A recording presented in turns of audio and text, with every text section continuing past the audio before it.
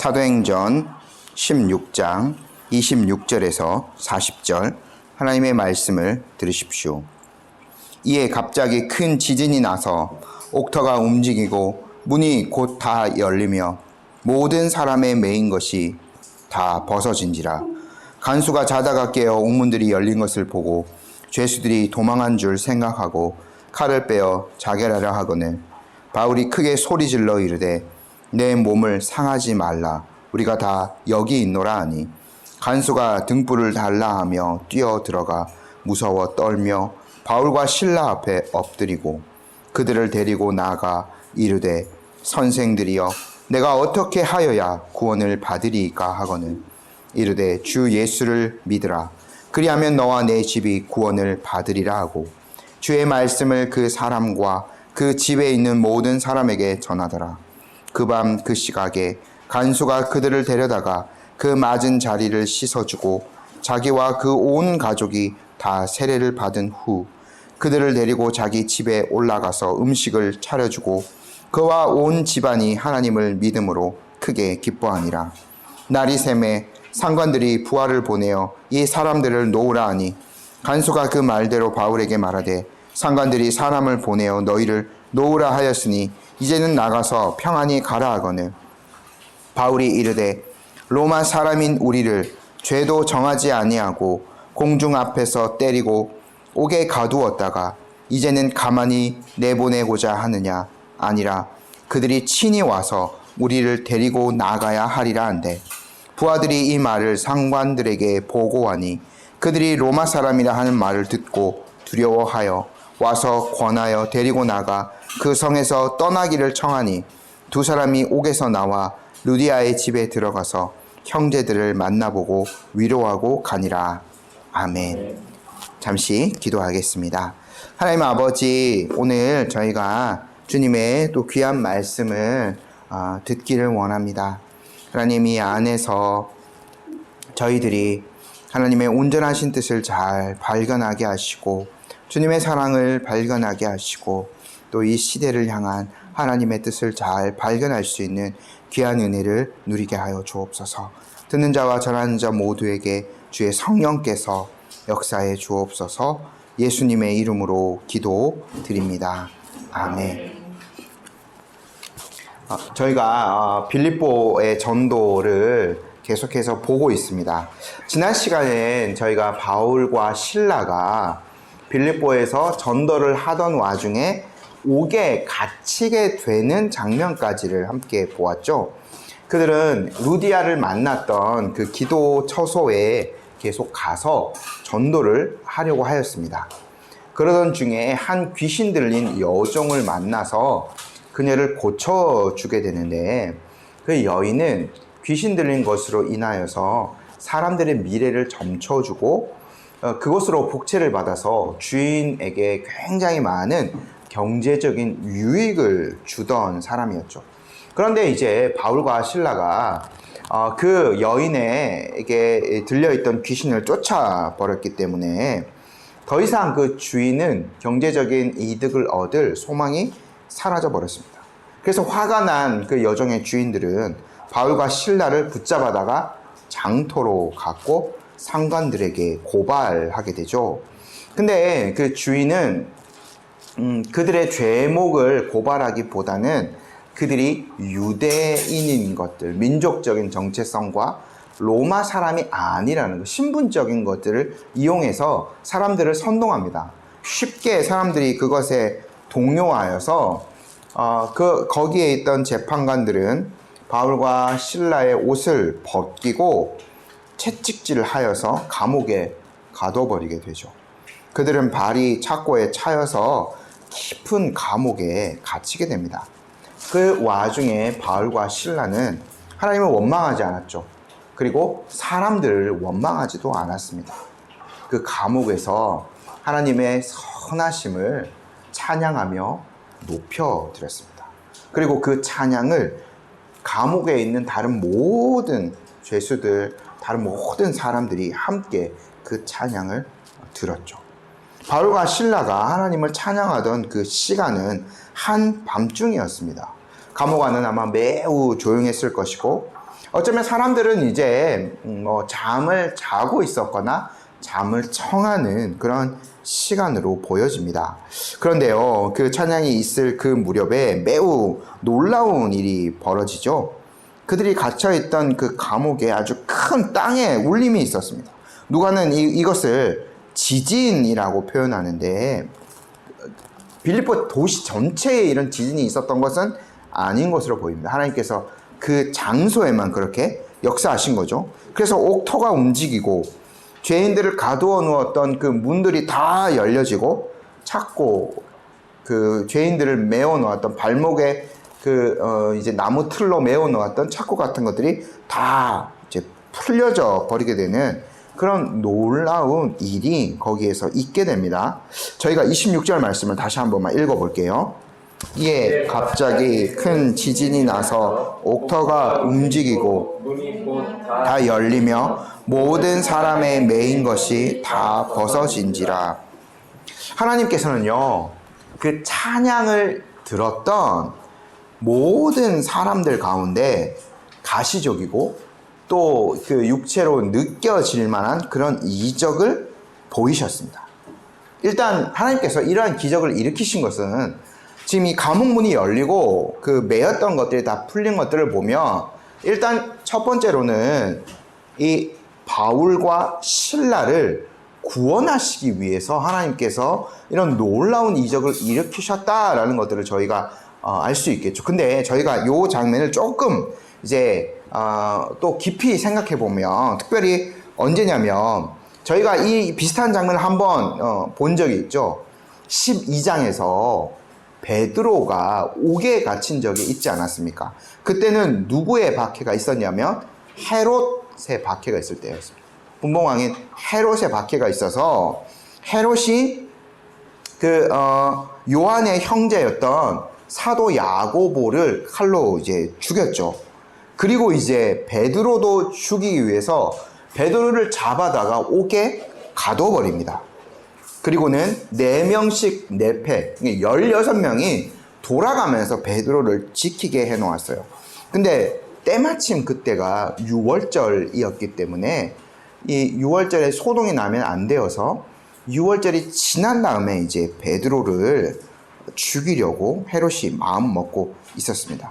그런데 사형 집행이 있던 바로 그 직전 날에 하나님께서 역사하셨죠. 주의 천사가 와서 베드로를 탈출시켰습니다. 저희가 그 장면을 다시 한번 생각해 보면, 주의 천사가 와서 깊이 자고 있던 베드로를 깨웠죠.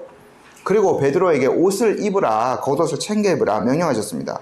베드로는 이제 그게 꿈인지 생신인지 몰랐지만 다 그 천사의 명령에 순종하였죠. 천사가 베드로를 데리고 밖으로 나갑니다. 천사가 문을 열고 베드로가 큰 길까지 나갈 수 있도록 이렇게 다 인도하죠. 그제서야 베드로가 정신이 들었고 주의 천사가 자기를 탈출시켜 주셨음을 깨닫게 되었죠. 근데 이제 저희가 요것들을 좀 종합해 보면, 12장에 있었던 요 사건들을 종합해 보면, 베드로의 그 감옥 탈출은 비교적 좀 은밀하였고, 베드로 단 한 사람을 그 감옥에서 구출하는데 목적이 있음을 알 수 있습니다. 주의 천사가 그렇게 조금은 이제 은밀하게 베드로 한 사람을 위해 사역하셨죠. 근데 하나님께서 동일한 방법으로 지금 감옥에 갇혀있던 바울과 실라에게도 역사하실 수 있는 거죠. 주의 천사를 보내어서 감옥에 그들이 이제 매여져 있던 착고를 풀어버리시고 그들의 상처도 치료하여 주시고 그냥 그 감옥을 베드로처럼 조용하게 빠져나갈 수 있게도 하셨을 겁니다. 하나님의 능력으로 못할 일이 없으신 거죠. 그러나 이번에는 조금 더 다른 방식을 사용하시죠. 지금 이 빌립보 감옥에는요, 모든 주변 사람들이 이 일을 다 알 수 있었어요. 왜냐하면 그들의 가둬놓았던 그 다른 그 죄수들을 가둬놓았던 감옥 문까지 열려지고 그들을 매여 있던 것까지 다 이렇게 풀어졌거든요. 그리고 그 옥터 전체가 흔들리는 그러한 이적이 있었거든요. 하나님께서는 조금 더 베드로의 탈출 장면에 비해서는 조금 더 공개적인 방법을 요 빌립보에서는 사용을 하셨습니다. 아마 이는 이렇게 오늘 결론적으로도 마찬가지고 전도적인 목적과 분명히 관계가 있다고 보입니다. 아마 이 이적은 그 두 사람을 위한 것이자 또 주변 사람들을 위한 기적이었음을 저희가 조금 생각해 볼 수 있겠습니다. 왜냐면요, 저희가 지난 시간에 25절까지 봐서 그 한밤중에 바울과 실라가 하나님을 향해서 기도하고 하나님을 찬양하는 그 장면을 보지 않았습니까? 그러니까 그들이 기도할 때, 그들이 찬양할 때 뭘 했겠습니까? 하나님이 위대하신 분이시다. 하나님의 손이 못하실 일은 없다. 하나님은 환난 중에 우리가 만날 큰 도움이 되신다. 이러한 그 하나님의 그 성품들, 하나님의 자비하심들, 이것들을 찬양하며 또 그것을 가지고 하나님께 기도를 하지 않았겠습니까?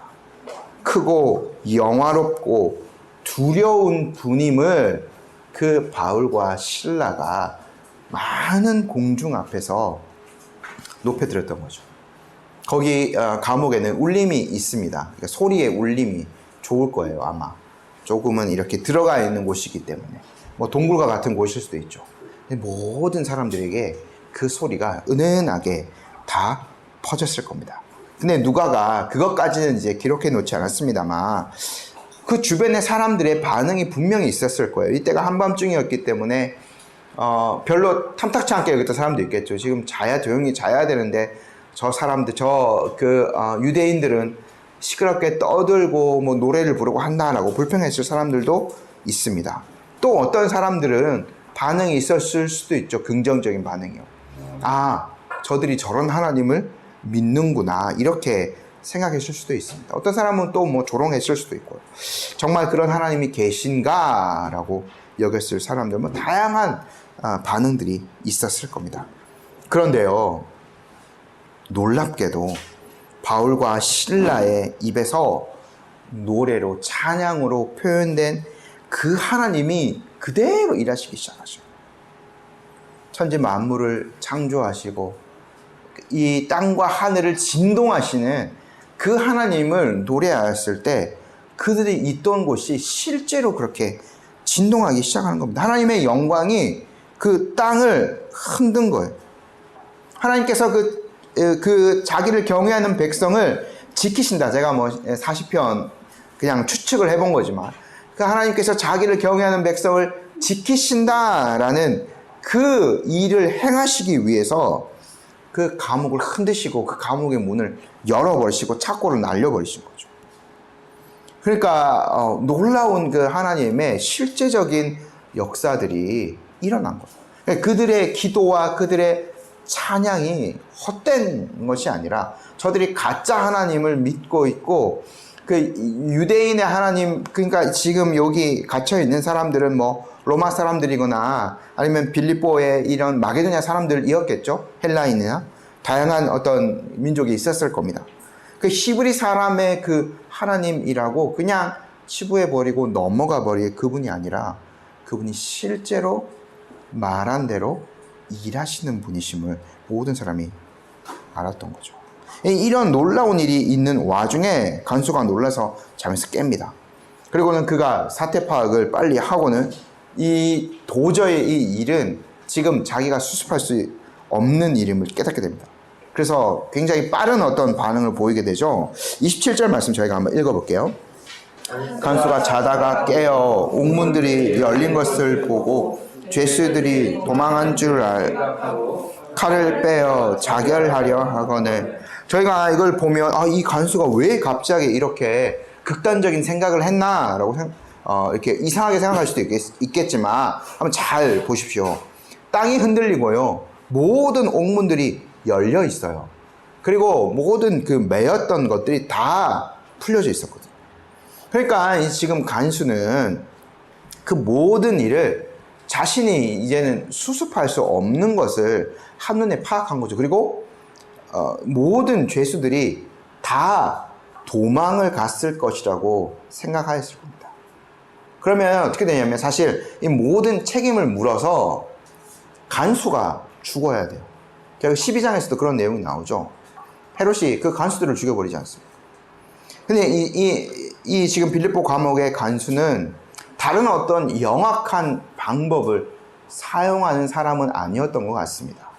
이렇게 해서 뭐 도망간 사람 몇몇을 쫓아가서 칼로 죽이고 이렇게 해서 뭐 자기가 좀 더 일을 한 것처럼 이렇게 이런 어떤 영악한 방법을 꾸미는 그런 사람이 아니라 아마 그는 좀 이렇게 로마 어떤 군인의 이상적인 그 의무들, 훈련들 이런 것들이 몸에 밴 사람이었던 것 같습니다.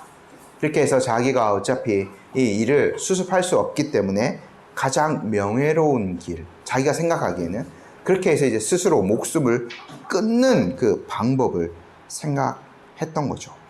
그때 바울과 실라가 나섭니다. 그 장면을 보고 뭐 칼을 꺼내서 자결하는 그 장면들 바울과 실라가 이제 보지 않았습니까? 그래서 이제 그것들을 만류합니다. 28절 한번 읽어볼게요. 바울이 크게 소리 질러 이르되 내 몸을 상하지 말라 우리가 다 여기에 있노라. 아마 바울과 실라뿐만 아니라 이 놀라운 일이 있었기 때문에 사람들도 어찌할 바를 몰랐던 것 같아요. 아마 다른 죄수들까지 다 감옥에 그대로 있었던 것으로 추측이 됩니다. 하나님께서 그렇게 세밀하게 간섭하셨죠. 바울과 실라만 거기 남아 있었더라도 이 간수는 그 죽음의 형벌을 면하기는 어려웠을 거예요. 그렇게 해서 이제 바울과 실라가 그 사람을 안심시키고 당신 몸을 상하게 하지 마십시오 라고 오히려 간수를 안정시키고 간수의 생명을 보호해 줍니다. 여러분 이 장면 잘 생각해 보십시오. 바울과 실라가요 감옥에서 그냥 기도하고 찬양한 것이 아니었어요. 그 감옥에서 입술로 하나님의 영광을 드러내었죠. 하나님의 그 선하심을 입술로 다 드러냈어요. 모든 사람들이 다 귀가 열려져 있기 때문에 그것들을 다 들었단 말이에요. 근데 그들의 입에서 그런 찬양, 하나님의 능력, 하나님의 사랑을 다 말한 다음에 또 뭘 하고 있냐면 그 하나님의 사랑을 이 두 사람이 실천하고 있는 거야. 어떻게 보면 이 빌립보 간수가 원수 같은 사람일 수 있습니다. 로마 사람들에 의해서 지금 바울과 실라가 원래 이 로마 시민권자이기 때문에 이런 재판 이렇게 그 억울한 모함 안 당해도 되고요. 채찍질 결코 할 수 없습니다. 그런데 억울한 일들을 당하고 육체가 상하고 그들이 감옥에까지 갇혔어요. 빌보 그 간수 로마 군인이 얼마나 밉겠습니까? 원수 같을 수 있어요. 그러나 그 사람에게도 친절을 베풀고 있어요. 그의 생명을 보호하고 있는 거죠. 하나님의 사랑이요. 이 두 사람을 통해서 감옥 안에 전달되고 있는 겁니다. 빌보 간수가 그 찬양을 듣고 그 사랑을 지금 받고 있는 거죠. 그래서 이 모든 사건을 겪은 빌보 간수가 마음이 아주 크게 가난하여집니다. 그래서요 바울과 실라를 보고 이제 무엇인가를 이제 직접 말하고 있죠. 29절 저희 함께 읽어볼게요. 간수가 등불을 달라 하고 무서워 떨며 실라 앞에 지금요 감옥 안이 원래 어두운 곳입니다. 그리고 한밤중이기 때문에 등불이 이제 또 필요한 상황이죠. 그렇게 해서 이제 그걸 들고 가서 바울과 실라를 두 사람을 이렇게 아마 비춰봤겠죠. 확인한 간수는요 다른 행동을 하지 않고 그들 앞에 그냥 엎드립니다. 모든 문화권에서 다 공통적일 수 있지만 한 사람이 어떤 사람 앞에서 엎드린다는 것은 그 사람이 자기보다 높은 사람인 것을 드러내는 표현이지 않습니까?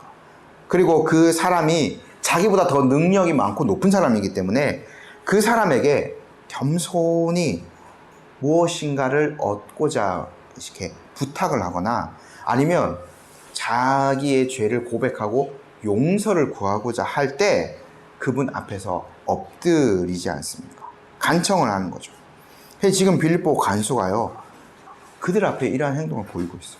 바울과 실라의 능력을 인정하는 것이고, 또 그들에게 자신의 그 잘못을 사과하기 위함이었음을 또 저희가 볼 수 있겠죠. 그런데 사실은 이것은 바울과 실라 그 사람들 자체의 능력이 아니죠. 그들이 찬양하였던 하나님, 또 그들이 입술을 통해서 전파하였던 그 하나님의 능력을 겸손하게 인정하였기 때문에 그들 앞에 엎드린 것이다 하는 것이 아마 더 정확한 표현일 겁니다. 그리고요, 하나님께서 이렇게 이 빌립보 간수의 마음을 낮추셨어요.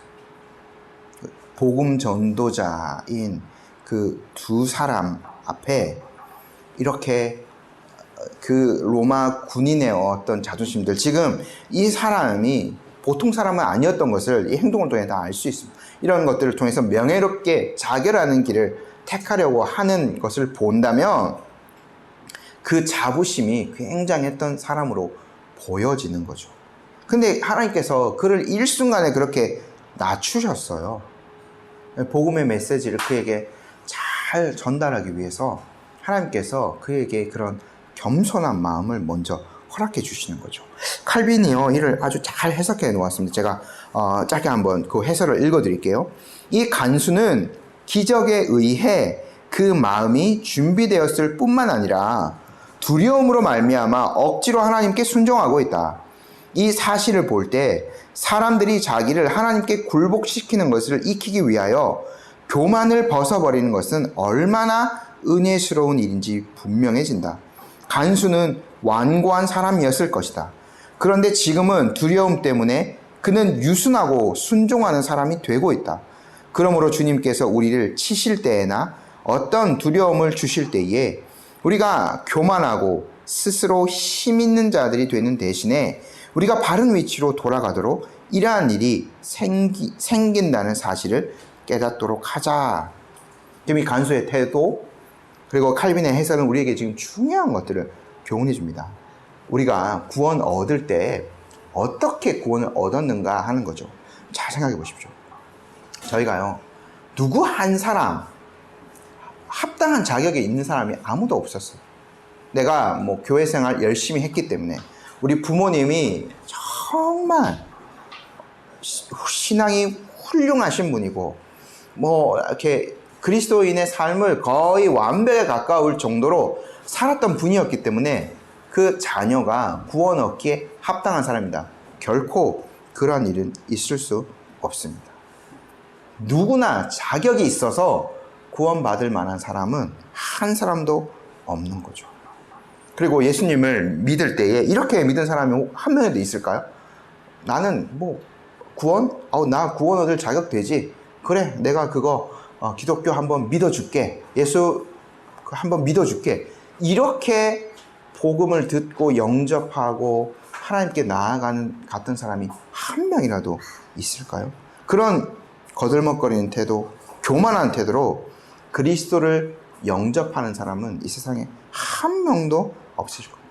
하나님께서 이 복음을 어떤 사람에게 전파하실 때 그렇게 해서 먼저 그 사람을 겸손하게 하는 거죠. 그가 가지고 있는 어떤 지식이라던가 아니면 어떤 지위라던가 심지어는 어떤 그 많은 어떤 종교적 생활들, 선행들, 그 모든 것들이 아무런 가치가 없다는 것을 그 사람이 먼저 깨닫게 하세요. 이 빌립보 이 간수가 이렇게 무릎을 꿇고 그들 앞에 달려갔던 것처럼, 그 앞에 엎드렸던 것처럼 하나님께서는 먼저 죄인인 사람을 치셔서 하나님 앞에 엎드리게 하신다니까요. 말씀드렸지만 사람 앞에 엎드린 게 아니라 그들이 이 전파하는 하나님의 그 능력 앞에 이 빌립보 간수가 엎드린 거예요. 그러니까 이 하나님께서는요, 예수님을 믿을 그 사람의 어떤 높아져 있던 마음의 벽들, 뭐 지식, 사회적 지위, 교만한 마음들, 자신의 의로운 행위들로 인해서 높아져 있던 마음들을 먼저 치세요. 그렇게 해서 자기가 가지고 있는 자기의 그런 어떤 조건적인 것들, 그 모든 것들이 무가치하다.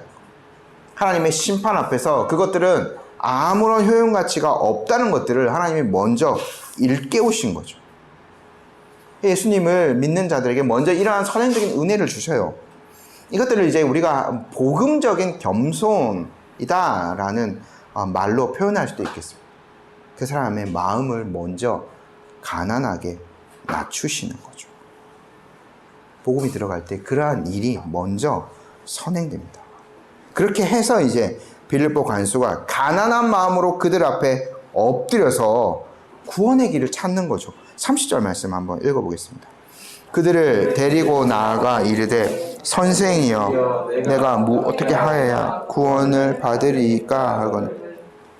세 사람은요 아마 이제 요 전에 요 사이에 뭐 행간에 어떤 많은 일들이 있었을 것으로 보입니다. 간수가 다른 것들을 다 수습을 했겠죠. 죄수들이 매여 있던 것들을 다시 다 정리를 하고 따로 바울과 실라만 데리고 나가서 대화를 이제 시도했을 겁니다. 이 빌립보 간수는요 그들 앞에 엎드려서 구원의 길을 찾습니다. 지금 이 빌립보 간수가 뭐 구원이라는 건 뭐 구출 이런 뜻이 원래 있기 때문에 내가 어떻게 하면 이 지금 어려운 상황들을 모면할 수 있을까요? 상황적인 어떤 것들을 모면하기 위한 질문은 결코 아니죠.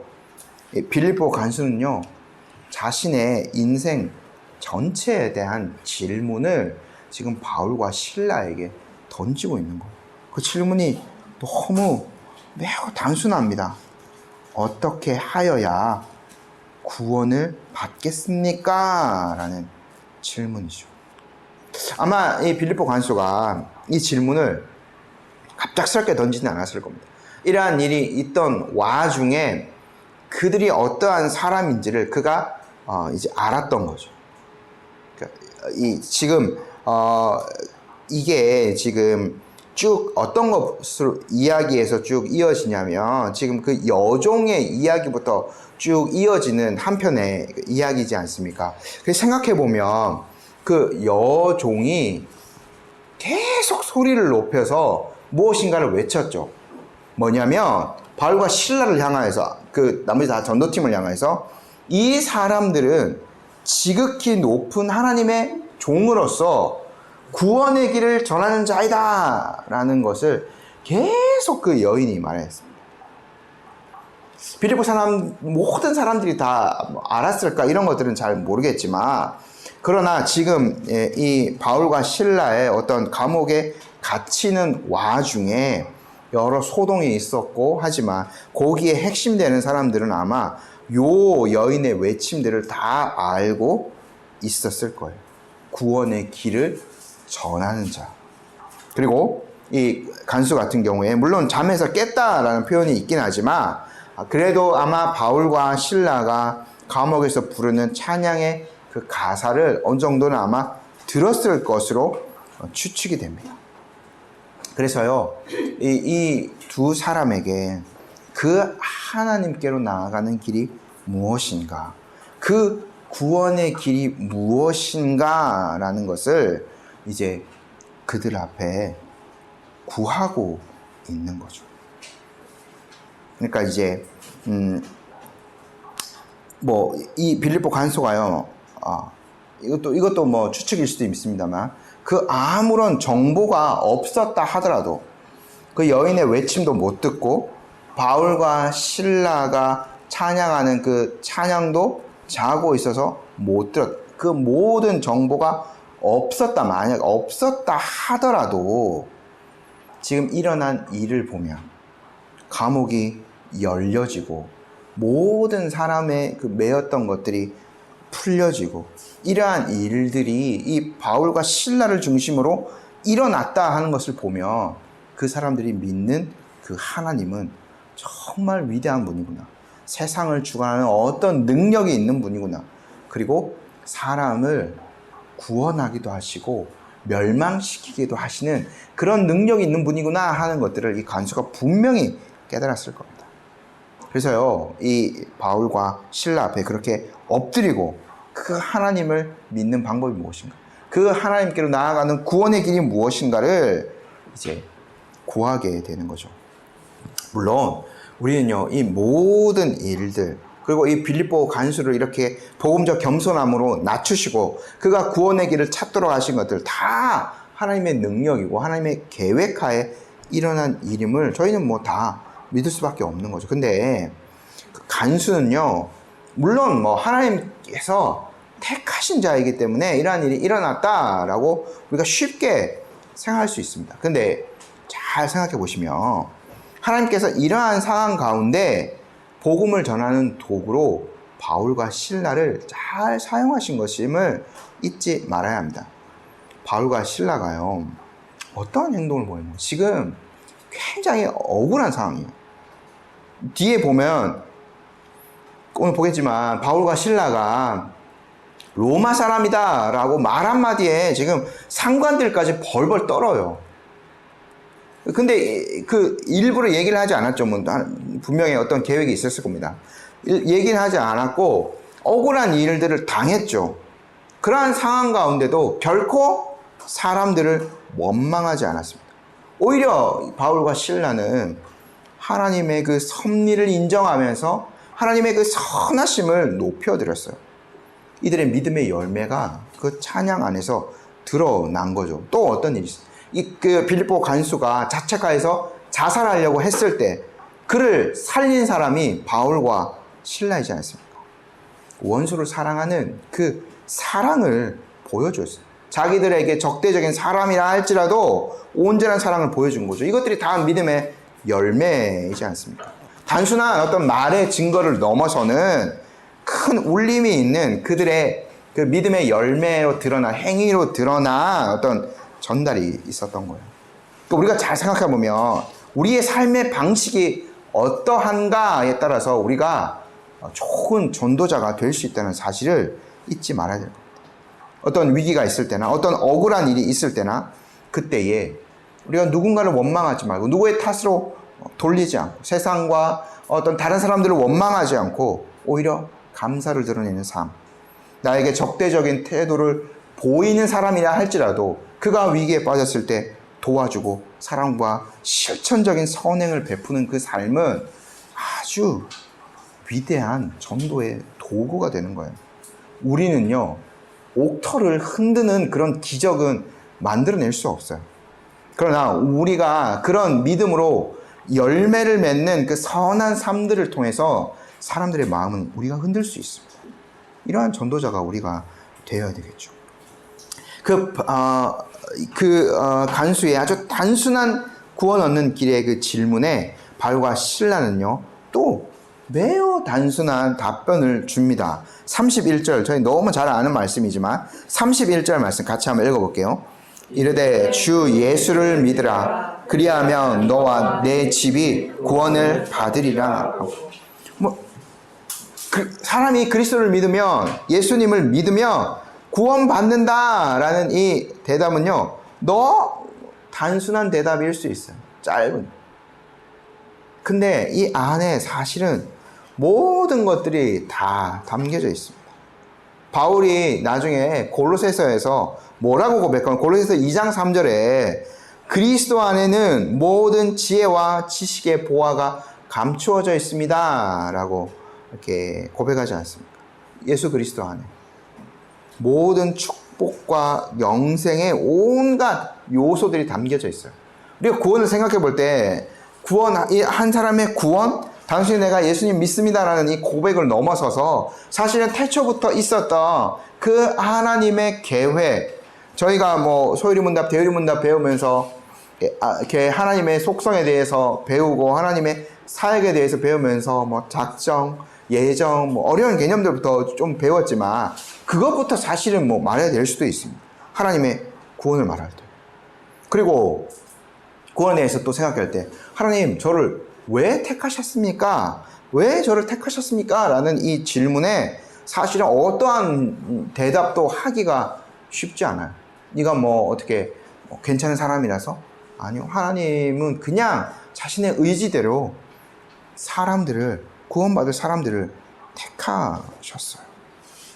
그런데요, 그 이 구원받는 어떤 복잡한 하나님의 그 뜻이 있지만, 그러나 하나님의 드러난 계획은요, 이 구원 얻는 방법, 드러난 하나님의 구원 얻는 방법은 사실은 너무나 단순합니다.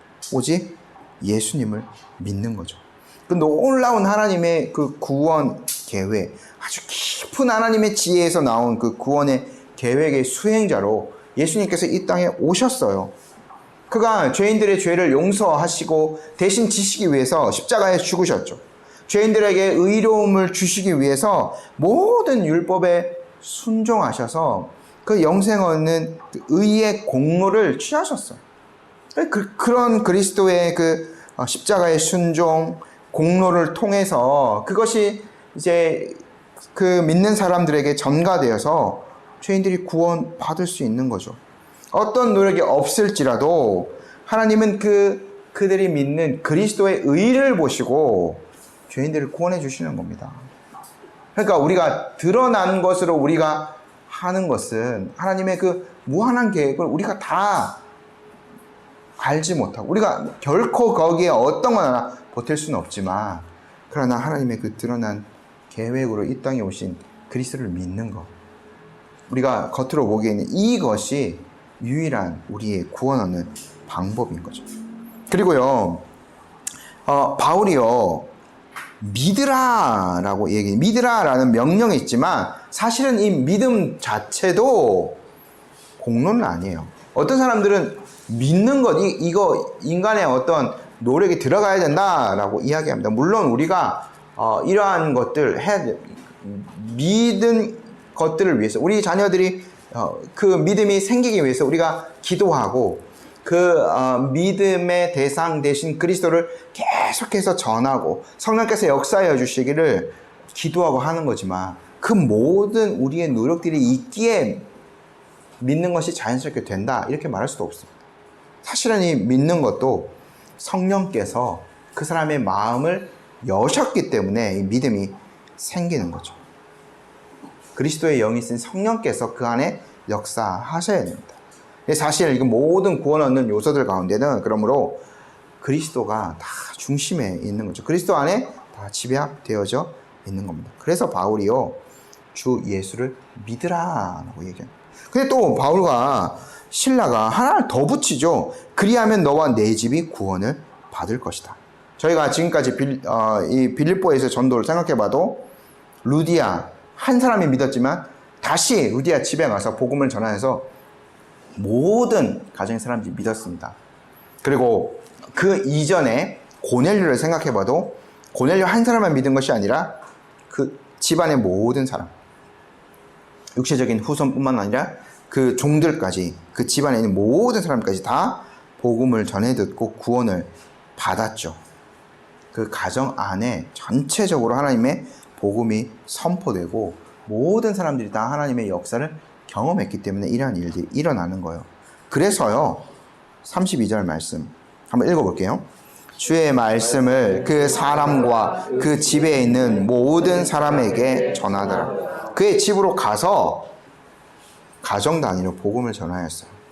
저희도요, 오늘날 물론 우리가 개인적으로 개인 전도 많이 해야 됩니다. 그것이 굉장히 중요한 거고요. 그러나 또 그냥 그렇게 해서 한 사람을 구해서 뭐 빼내오기 식으로 이렇게 하는 것이 아니라, 이게 쉽지는 않지만 오늘날은 뭐 다 파편화된 사회이고, 요즘 우리 사회가 이제는 뭐 1인 가정 중심으로 다 이제 뭐 가기 때문에 쉽지는 않을 수 있습니다만, 그러나 가정 단위로 우리가 이렇게 교제를 하고 또 그 가정이 전체에게 복음을 전하고 하는 요 일들을 계속 행할 수 있어야 되겠죠. 그래서요, 그날 그 밤에 그 시각에 간수는 바울과 실라를 데려가서 그 맞은 자리를 씻겨주고, 또 그 사람은 어떻게 됩니까? 그 사람들은요, 물로 씻김을 받습니다. 놀랍죠? 바울과 실라는 그 맞은 자리를 그 사람들 통해서 씻김을 받고, 그 사람들은 바울과 실라를 통해서 이제 세례를 받고 죄 씻김을 받는 거예요. 33절 말씀 한번 읽어볼게요. 그 밤 그 시각에 간수가 그들을 데려다가 그 맞은 자리를 씻어주고 자기와 그 온 가족이 다 세례를 받은. 한번 생각해 보십시오. 오늘 이 집에 이러한 일이 있을 수 있는 것이 얼마나 놀라운 하나님의 은혜입니까? 만약 바울과 실라가 그 감옥 안에 없고 이러한 일이 일어난다 생각해 보십시오. 그럼 이 집은요, 지금 이러한 세례, 그리고 34절에 음식을 먹고 하나님을 믿고 기뻐, 이런 일 있을 수가 없어요. 어떤 일이요? 자기 아버지 가장의 장례식 날이에요. 빌립보 간수 그날 자결해서 죽었을 거기 때문에. 근데 하나님께서 한 생명을 살리셔서 그에게 그리스도의 복음이 전파되게 하셔서 그 가정에는 죽음 대신에 생명이, 슬픔 대신에 기쁨이 넘쳐나게 하신 거죠. 복음이요, 한 생명을 살린 겁니다. 그리고 복음이요, 한 가정을 살린 거죠. 그리고 복음이요, 더 나아가서 한 지역과 한 사회와 나라를 살릴 수 있습니다. 저희가 이 사회에 가장 크게 기여할 수 있는 요소가 무엇인가? 복음하게 안에 그 든든하게 서 있는 우리 가정이고요, 우리 교회이고요, 그 복음을 나누는 것이 이 사회에 가장 큰 기여할 수 있는 겁니다. 이제 장면이 바뀌어서요, 이제 다음 날이 되었습니다. 날이 새자 이제 상관들이 부하를 보내어서 바울과 실라를 석방시켜 주라고 명령하죠. 35절 저희 한번 읽어볼게요. 날이 샘에 상관들이 부하를 보내어 이 사람들을 놓으라 하니. 왜 갑자기 바울과 실라를 놓아주라고 하는지는 잘 모릅니다만 아마 그 사람들의 죄가 큰 것이 아니다 라고 판단이 났던 것 같습니다. 그리고 그 당시에는 이 주인들이 자극을 막 했잖아요. 유대인인 것, 로마 사람 아닌 걸로 막 자극했는데 그거 소유들이 다 가라앉으니까 아마 이제는 그 사람들을 놓아주어도 될 거다라고 생각했던 것 같습니다. 그래서 간수는요, 조용히 그들을 풀어주고 평안히 가라는 인사를 남기죠. 36절 읽어볼게요. 간수가 그 말대로 바울에게 말하되 상관들이 사람을 보내어 너희를 놓으라 하였으니 이제는 나가서 평안히 가라 하거늘. 아마 이 상관들은요, 지난 밤에 무슨 일이 일어났는지 아마 꿈에도 몰랐을 겁니다. 이제 놀라운 하나님의 역사가, 한 사람을 변화시킨 역사, 한 가정을 변화시킨 역사가 그 밤에 일어났던 거죠. 바울과 실라는 조용히 이 상관의 명령대로 해서 아무 일 없던 것처럼 그 감옥에서 나가서 자신들이 하던 일을 하면 계속 되었을 겁니다. 그러나 바울은 지금 무엇인가 법의 절차가 잘못된 것을 지적하고 일이 틀어진 것들, 지금 법 집행이 잘못된 것들을 올바로 교정하고자 합니다. 그래서 바울이 이런 말 하는 거예요. 37절 말씀 한번 읽어볼게요. 바울이 이르되 로마 사람인 우리를 죄도 정하지 아니하고 공중 앞에서 때리고 옥에 가두었다가 이제는 가만히 내보내고자 하느냐 아니라 그들이 친히 와서 우리를 데리고 나가야 하리라 한데, 당시에 로마의 어떤 율리안법이라는 것을 따르면은 이런 내용이 있다고 합니다. 로마 시민은 치안관이나 다른 어떤 사람에 의해서도 어떤 상황에서도 재판도 받지 않고 판결도 받지 않은 상황은 고사하고 매를 맞거나 구속되어서는 안 된다라고 되어 있어요. 이게 이제 로마 시민의 특권인 거죠. 그러니까 함부로 로마 시민을 이렇게 재판을 하지 않고 그냥 채찍질하고 때리고 감옥에 가두고 하는 것들 결코 있을 수 없다. 로마 시민의 엄청난 특권이 있었던 거죠. 근데 어떻게 했어요? 이 사람들은 그 주인들이 유대인이다 하는 이야기만 듣고 쉽게 판단해서 바울과 실라 두 사람 다 로마 시민권자인데 채찍질하고 그냥 감옥에 가둬버렸죠. 심각한 문제가 될 수 있는 겁니다. 근데 바울은요, 그것을요, 잡혀가기 전에 말하지 않았습니다. 이것도 참 바울의 인내가 대단한 건데, 라틴어로요, 시비스 로마누스 숨, 이게 뭐냐면 나는 로마의 시민입니다 라는 이야기거든요. 이걸 하면 이제 증명이 되어서 바울이 그 어떤 억울한 처벌을 당하는 것, 채찍질을 당하는 거 이거 안 했어도 되었어요. 근데 바울은요 그 순간에 이 로마 시민의 특권을 사용하지 않았어요. 이미 다 일이 정리되고 난 다음에 매질 당할 거 다 당하고 감옥에 갇힐 거 다 하고 난 다음에 바울이 이 얘기를 해요. 잘못된 것들을 바로잡기 위해서. 어떻게 보면 좀 세상적으로 보면 좀 어리석다라고도 할 수 있죠. 그러나 바울은요 자신의 어떤 위기를 벗어나고 어떻게 보면 복음을 전하다가 만난 고난이지 않습니까? 그것을 로마 시민의 특권을 이용해서 벗어나고 싶진 않았던 것. 그리고 그 순간 그걸 얘기한다 하더라도 전혀 복음 전파에 득이 될 것은 없었던 거죠. 그렇게 해서 바울은요 그 로마 시민이다라는 이야기를 그때 하진 않았습니다. 그러나 그 뒤에는 이제 지금은 밝혀야 될 때가 왔기 때문에 그걸 해요. 왜요? 자기들이 전파한 것들까지 영향을 받을 수 있다. 저 사람들 그래도 감옥에 갇혔던 사람들이에요. 뭔가 범법자들이다 라는 것들을 그 인상들을 남기고 빌립보를 떠나게 된다면 남아있는 빌립보 교회 사람들이나 그들이 전했던 메시지에 어떤 권위들이 훼손될 수 있거든요. 범죄였던 사람들이 전파한 내용들이기 때문에. 그렇게 해서 바울은요 이 추후에라도 잘못된 것들을 다 바로잡아서 그들이 전혀 죄가 없다라는 것들. 그러니까 어떻게 보면 이 복음의 메시지에 어떠한 훼손이라도 주지 않기 위해서 또 남겨진 교회를 위해서 그 로마 시민인 것을 추후에라도 이제 밝혀둔 거죠. 관리들이 이 말을 하자요. 그러니까 이 말을 전해 듣자 막 두려워서 벌벌 떨면서 이제 제발 이렇게 가주십시오라고 하지 않습니까? 38, 39절 한번 읽어볼게요. 부하들이 이 말을 상관들에게 보고하니 그들이 로마 사람이라 하는 말을 듣고 두려워하여 와서 권하여 데리고 나아가 그 성에서 떠나기를 청하니. 그러니까 로마 시민의 특권이 엄청 많았어요. 그러나 바울은요 오히려 이러한 것들 사용하지 않고 더 낮은 자세로 고난받으면서 하나님의 복음을 전파하기를 힘썼습니다. 그리고 바울과 실라는 이들의 이런 부탁이 있었음에도 불구하고 그 장소를 바로 떠나지는 않죠. 다시 루디아의 집으로 가서 아마 이 로마 시민인 것 얘기한 것도 며칠간의 어떤 시간을 더 얻기 위함이었다는 것도 저희가 알 수 있습니다. 왜냐하면 다시 교회를 한 번 더 든든하게 세워. 이게 이제 특징이죠. 바울이 1차 전도 여행 때도 그 전도했던 도시들을 다시 방문해서 지도자들을 세우지 않았습니까? 장로들을 세우지 않았습니까? 다시 이제 그 세워진 빌립보 교회에 그 안위를 위하여서 며칠 더 머무르다가 떠나는 거죠. 40절 말씀입니다. 읽어볼게요. 두 사람이 옥에서 나와 루디아의 집에 들어가서 형제들을 만나보고 위로하고 가니라.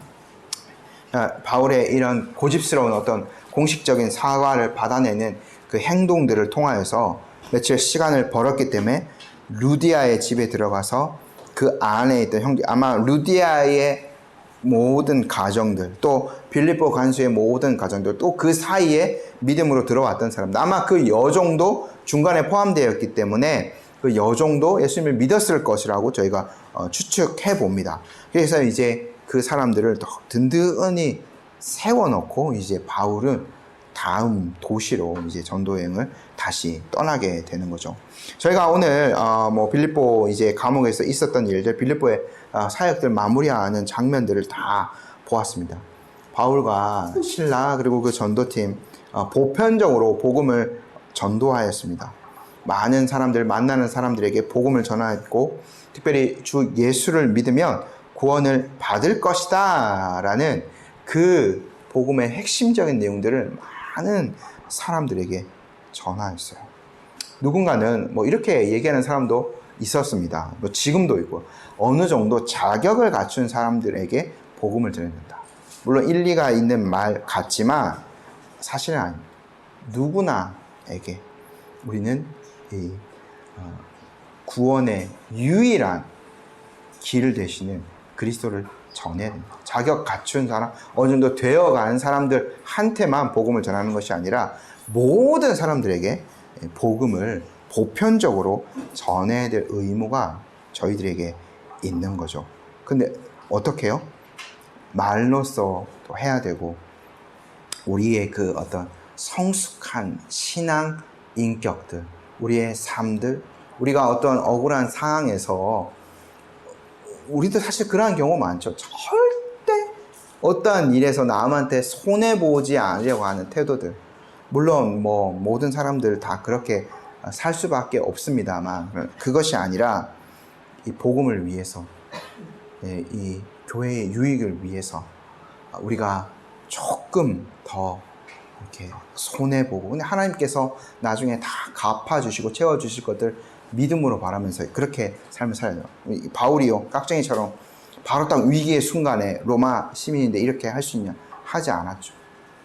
다 그 복음을 위해서 자신의 그 가진 특권들을 내려놓았어요. 그렇게 했을 때 하나님의 선하심이 더욱더 드러나고 사람들의 마음을 움직일 수 있었던 거죠. 우리의 이러한 것들을 통해서도 주님의 복음이 전파될 수 있도록 함께 노력하시는 저희 교회와 또 성도가 되었으면 좋겠습니다. 아멘. 같이 기도드리겠습니다. 하나님 아버지,